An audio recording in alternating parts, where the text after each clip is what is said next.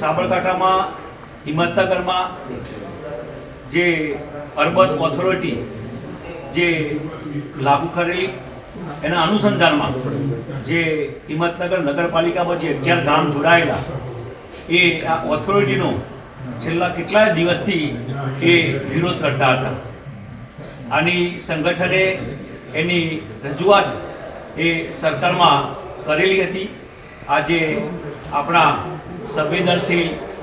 મુખ્યમંત્રી શ્રી ભૂપેન્દ્રભાઈ પટેલ સાહેબ, આપણા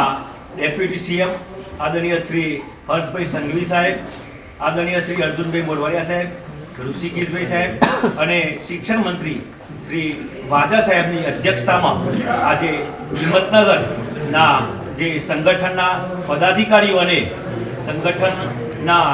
જે હોદ્દેદારો તેમજ જે હુડા સમિતિના આગેવાનો સાથે આજે મીટિંગ ગાંધીનગર ખાતે કરવામાં આવેલી અને આ તમામ સરકારના આપણા આદરણીય શ્રી ડેપ્યુટી સીએમ શ્રી હર્ષભાઈ સંઘવી સાહેબ,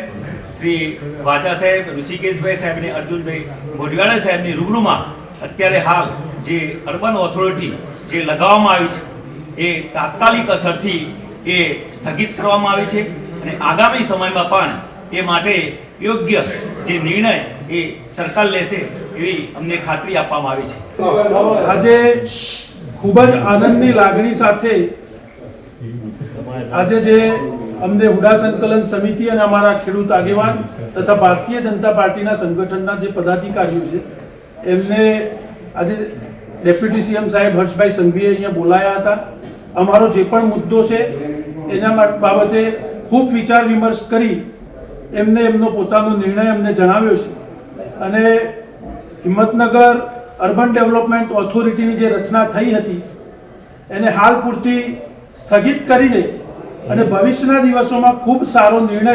જે ખેડૂતો ઈચ્છી રહ્યા છે એ મુજબ લેવાની બાંહેધરી પણ આપી છે.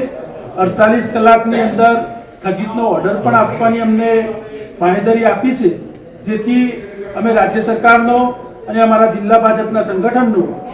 તમામ નામી અનામી જે પણ મિત્રોએ અમને મદદ કરી છે એમનો પણ ખૂબ ખૂબ આભાર માનીએ છીએ. અને છેલ્લે તો